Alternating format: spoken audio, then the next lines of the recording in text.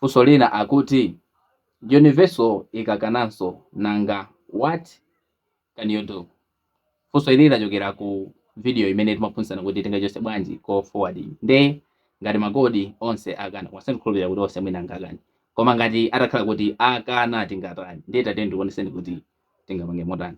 Nde chimene mayenera kuchita ndikupita ku phone ndiye poti afusa za universal code kuti ikakhala sikutheka, komano enano itapeza kuti universal code limene itheke. Ndiye universal code iyo ndi #002#.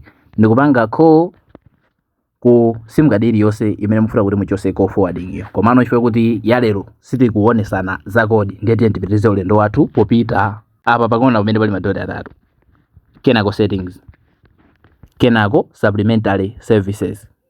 Ndiye kuti mafoni amakhala osiyana, inuyo mukapita ku phone ukuku kangosakani pamene pali call forwarding fwa kopezera kumakhala kosiyana. Ndiye mupita apa pa call forwarding.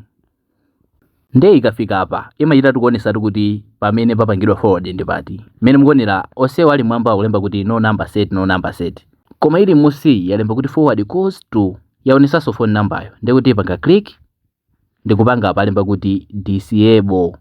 Basi mmene mukuonera apa patapanga disable ndiye kuti number ijaso yachoka apo. Basi tikupanga kwake ndikumene koko. Ngati mufuna kuti ma videos kana amene wawa asamakuphonyeni, asaiwala kupanga follow.